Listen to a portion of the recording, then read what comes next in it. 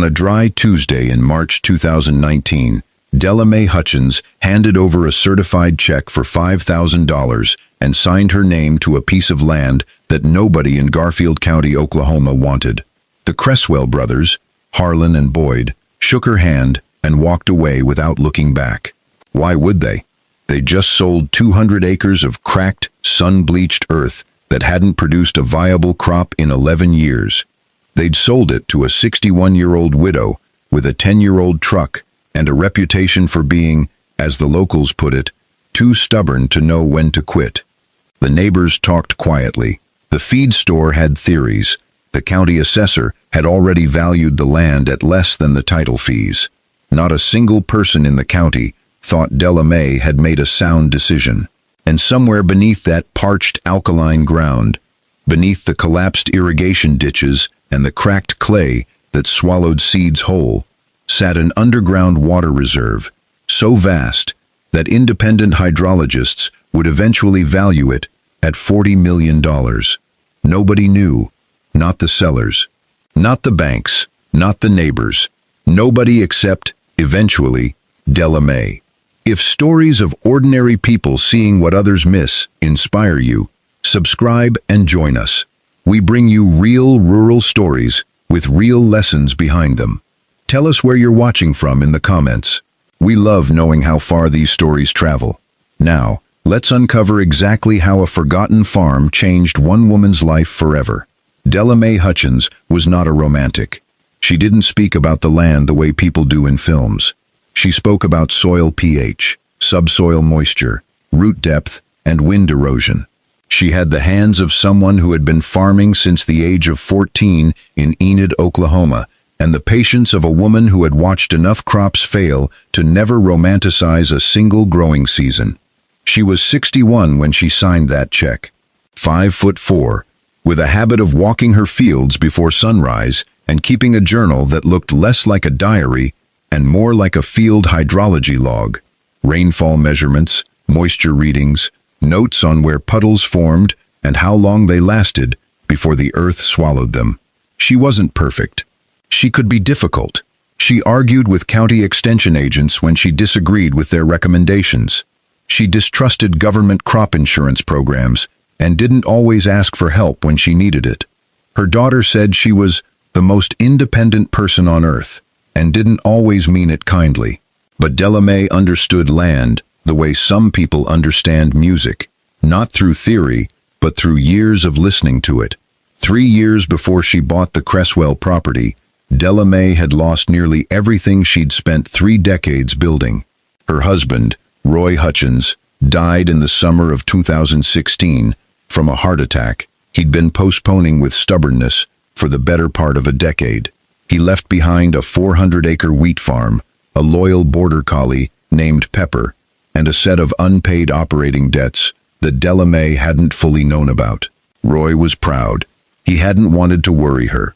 By 2018, the bank had recovered 360 acres of the original property. She kept the 40-acre homestead parcel and a determination that surprised even her closest friends. She was not going to walk away from farming. This was not a thought she entertained. Roy's family had worked Garfield County soil for 3 generations, and she had married into that legacy willingly. She would not let it die because of numbers on a balance sheet. She needed more land, affordable land, to make the operation viable again, which is exactly how the Creswell brothers found her.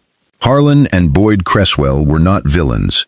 They were simply men who had turned land into a spreadsheet so efficiently that they'd forgotten land could be anything else.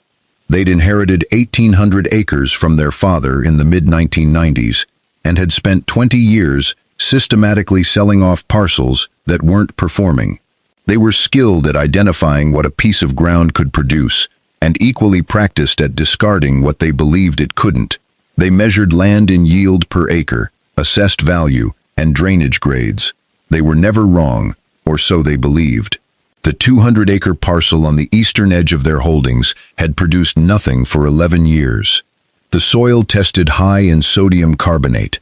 A previous tenant had abandoned it after 3 seasons of crop failure. The irrigation infrastructure had collapsed.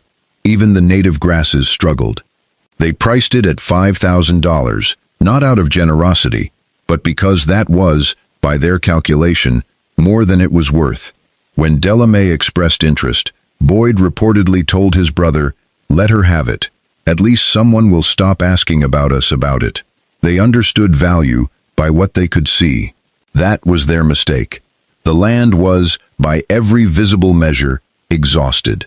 Its surface bore the signature of decades of sodium accumulation, what farmers call white alkali, a pale, crusty crust that signals ground so chemically imbalanced that rainfall beads and runs off rather than penetrating. Where normal soil absorbs moisture, this surface repelled it. Where healthy clay holds water in its subsoil layers, this ground baked into an impermeable hardpan just 18 inches down. The old irrigation ditches were silted and cracked beyond use. The single pond had reduced to a muddy bowl ringed with salt stains. The fencing was rusted through. The entire eastern boundary smelled faintly of dry minerals on hot afternoons. Delamay's neighbor, Curtis Fales, a man who had farmed the adjacent land for 40 years, told her plainly, the week after she signed, "Della, I don't know what you're thinking. That ground won't grow a cactus." She nodded politely. She thanked him. The next morning at 5 a.m., she walked the property alone with her journal and a hand probe she kept behind the seat of her truck. And that's when she noticed something that didn't belong. In the northeastern corner of the property, the lowest point, where the terrain dipped gently toward an ancient, unnamed creek bed, the ground behaved differently.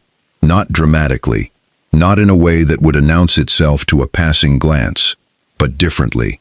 The surface cracking that defined every other section of the property was absent in that corner.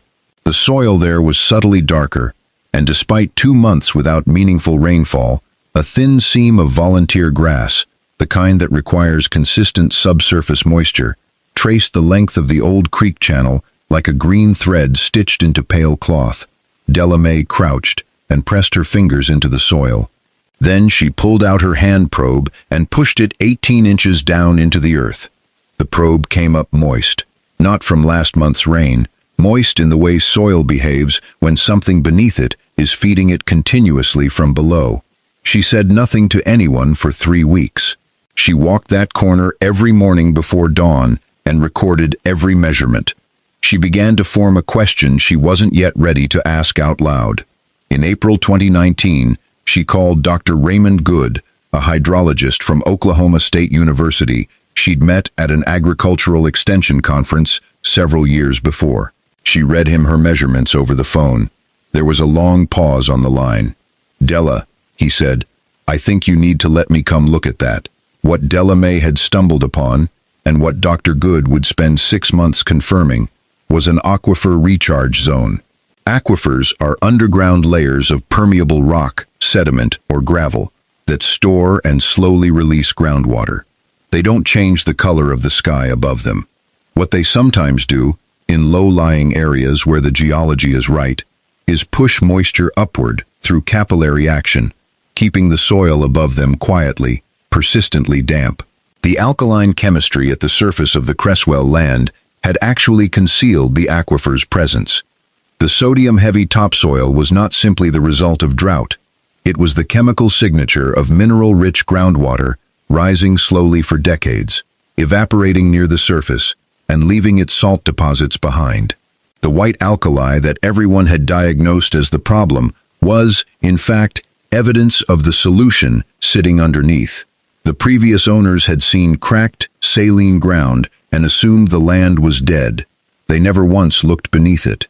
By early 2020, Dr. Good's findings had been confirmed by 2 independent geological survey firms. The aquifer beneath Delamay's 200 acres connected to a significantly larger underground formation, one with the capacity to sustain major agricultural or municipal water supply for decades. In a region entering its 5th consecutive year of below-average rainfall, what lay beneath her land wasn't simply water. It was leverage. It was security. It was, by professional valuation, approximately $40 million in water rights. Word spread. It always does, in a county that size. Within 30 days, Delamay had received inquiries from 3 water development companies, 1 municipal utility authority, and, most notably, a law firm representing Harlan and Boyd Creswell, who had suddenly developed an intense interest in the precise language of the 2019 sale agreement. Boyd suggested the aquifer likely extended beyond her property boundaries, implying shared claim. Harlan retained a geologist of his own. The county saw more surveyors in 2 months than it had in the previous decade. Delamay called her attorney, a water rights specialist in Oklahoma City named Joanna Pruitt, and said simply, "I need you to read me a contract." The contract was clean. The sale had been legal, final, and thoroughly documented. In Oklahoma, landowners hold statutory rights to the groundwater beneath their property. The Creswells had nothing. Delamay did not move quickly.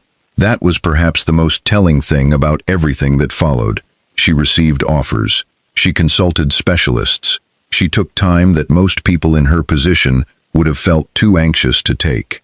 She eventually negotiated a long-term water access agreement with a regional agricultural water authority, a deal carefully structured to protect the aquifer's recharge rate, cap extraction at sustainable levels, and return revenue to her for the lifetime of the agreement. She used a portion of the early proceeds to begin restoring the surface farmland, treating the alkaline soil with agricultural gypsum to correct sodium levels, rebuilding the irrigation infrastructure in stages, and planting drought-tolerant cover crops to stabilize the ground above the aquifer and protect its integrity. By the fall of 2021, Green was returning to land that had not grown anything purposeful in over a decade. Curtis Fales came by one afternoon and stood at the field edge, watching the transformation in silence. Finally, he asked, "How did you know?" Delamay considered it for a moment. "I didn't," she said. "I just didn't decide it was worthless before I looked." There is a particular kind of arrogance that comes from knowing the price of everything. The Creswells weren't cruel men. They were simply men who had trained themselves to measure land by what it produced on the surface and stopped asking what it might be holding underneath. Delamay had a different habit. She asked questions. She wrote things down. She stayed patient in front of problems that would have sent others away. The water was always there. It had been gathering beneath that cracked earth longer than anyone in Garfield County had been alive. It didn't need to be discovered to exist. It simply needed someone willing to kneel in the dirt and notice that something wasn't adding up. As Masanobu Fukuoka wrote, "The ultimate goal of farming is not the growing of crops, but the cultivation and perfection of human beings." Delamay didn't set out to find $40 million. She set out to find something worth farming, and in doing so, she discovered that those two things had been the same thing all along.